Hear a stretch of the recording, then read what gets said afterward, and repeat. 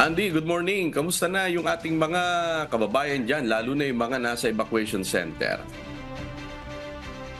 Amigo, good morning.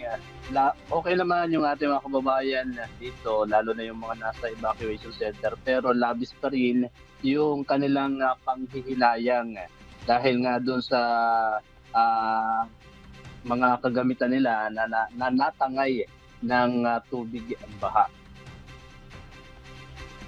Tinangay ng tubig baha ang mga kagamitan ng ilang residente sa barangay Luz Biminda sa lungsod ng Puerto Princesa. Kwento ng ilang mga biktima ng baha.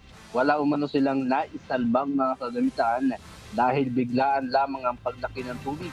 Pati na ang kanilang mga alagang hayop ay tinangay din ng tubig baha.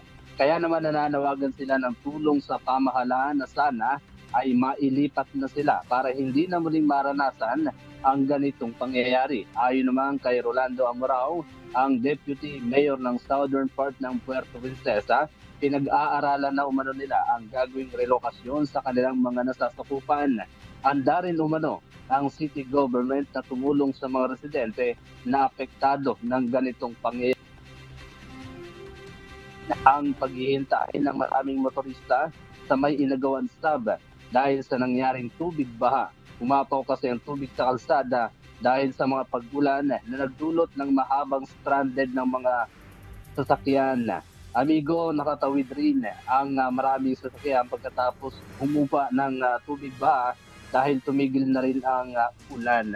At ayon niya din sa pakikipag-usap natin kay Deputy Mayor Rolando Amorao, ngayong maayos na yung panahon dito sa probinsya ng Palawan ay maaaring pabalikin na nila yung ilang mga pamilya na pansamantalang tumutuloy dito nga sa mga evacuation center. Amigo.